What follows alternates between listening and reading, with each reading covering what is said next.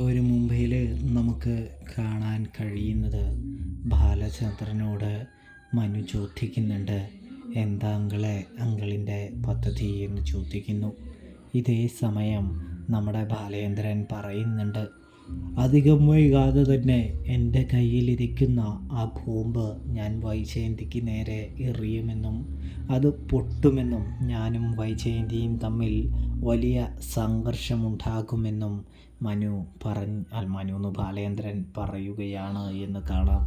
അത് വേണോ, ഒന്ന് വിട്ടുകൊടുത്തൂടെ, ഒന്നുകൂടി ആലോചിച്ചൂടെ എന്ന് മനു വെറുതെ ചോദിക്കുകയാണ്.